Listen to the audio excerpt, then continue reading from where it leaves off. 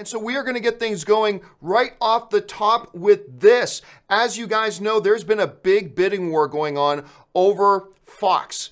Now, we've had Comcast wanting it. Disney was going to put in a deal. They put an offer for $52 billion. Then comes along Comcast that puts in a bid for like $63, $64, $65 billion, something like that. It's absolutely ridiculous. And now Disney has come back over the top. Disney has put in now a new offer for like 71 point something billion dollars. So let's put this all in perspective, okay? Right now, as of right now, Disney has the high bid. Disney has the highest bid going right now at $71 billion. This is nearly $20 billion more than their original bid.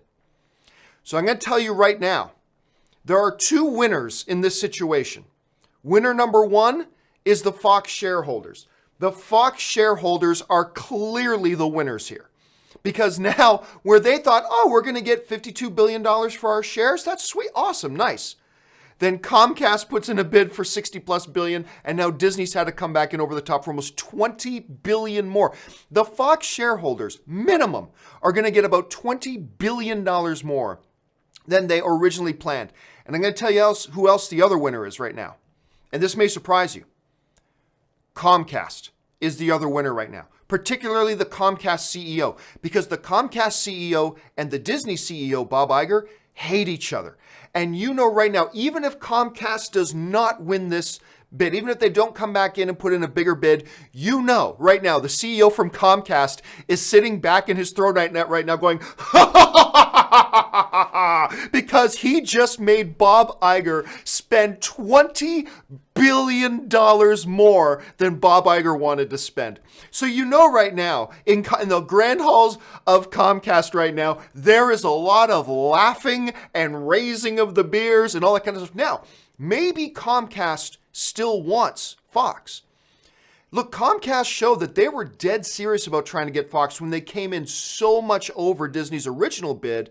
Don't put it by Comcast to come in with another bigger bid. And here's the other thing to keep in mind.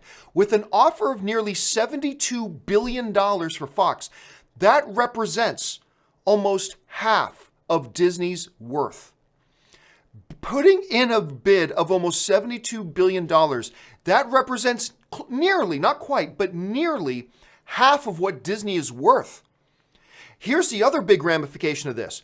Before Comcast made their counterbid, Disney had announced that they were going to do a buyback program. They were going to buy back up to $20 billion worth of their own stock to have for themselves. That's gone now. They can't afford it. They simply cannot afford to buy back their own stock anymore. We're getting into dollar figures here that risk crippling a company.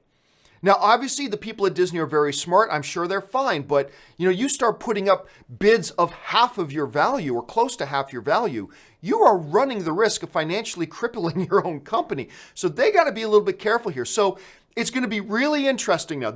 I told you guys, this drama was far from over. I told you this was going to get interesting.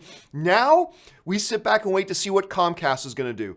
Is Comcast just going to put their hands behind their head and just laugh at the fact that they made Disney spend nearly $20 billion more than they wanted to?